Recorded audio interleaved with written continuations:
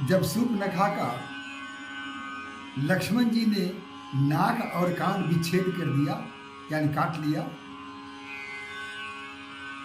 तो चीखती चिल्लाती सूर्पनखा वहां से भागी और भागते भागते अपने भाई खरदूषण के पास पहुंची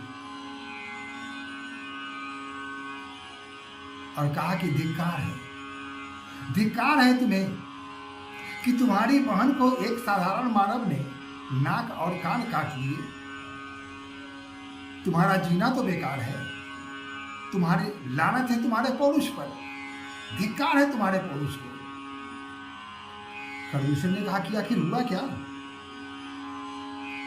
ये नाक और कान तुम्हारे कटे कैसे और किसने काटा, जरा मुझे विस्तार से बताओ।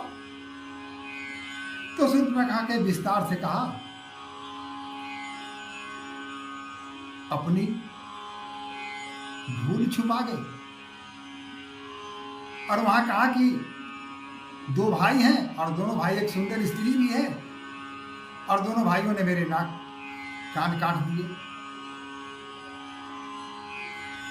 सुनते ही खरदूषण अत्यंत क्रोधित हो गए, कहा कि यह हिम्मत किसकी मजाल की मेरी बहन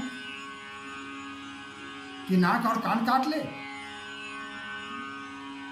इतना साहस किसमें हो गया। तुरंत उसने कहा, सेनापति को की सेना तैयार करो, देखते हैं कौन है वो। फिर क्या था, ये राक्षस जो प्रकृति से ही लड़ाकू होते हैं, लड़ने वाले होते हैं, मरना काटना यही इनके जीवन का लक्ष्य होता है, दूसरों को दुख देना यही इनका एकमात्र उद्देश्य होता है। सब तैयार हो गए, सब आकाश में उड़ने लगे। ऐसा लगता था जैसे काले काले पहाड़ पंख लगा के आसमान में उड़ रहे हैं। विभिन्न प्रकार के रथ सजा लिए, वाहन सजा लिए, विचित्र विचित्र वाहन थे और हाथों में विचित्र विचित्र प्रकार के अस्त्र शस्त्र लेकर के चल पड़े। लेकिन